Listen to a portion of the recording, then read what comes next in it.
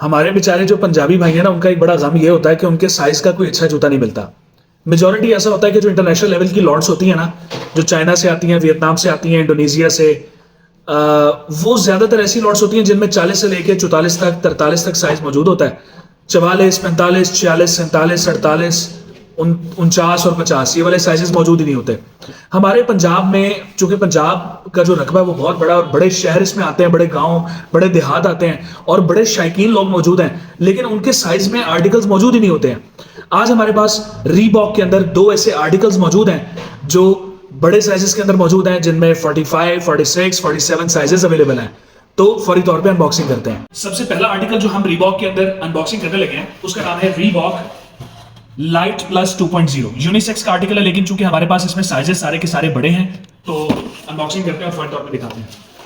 Authentic and original, ये copy नहीं है, ये प्रीमियम क्वालिटी नहीं है, ये ओरिजिनल आर्टिकल है रीबॉक का। सो ये जरा अपने माइंड में बिठा लीजिएगा। इस पूरी लॉट में हमारे पास सिर्फ ये कलर मौजूद है। साइजेस बहुत जबरदस्त हैं, करीब आए 44.5, 45, 45.5, 46 वाले को 47 भी आ जाता और 47 को 47 भी आएगा। ठीक है जी। और 47.5 है इसमें कि 47 मैक्सिमम? 47 मैक्सिमम इसमें हमारे पास साइज मौजूद है। पूरी लॉट में एक ही कलर है। ये हमारे पास पहला आर्टिकल है। क्विकली दूसरा आर्टिकल आ जाते हैं।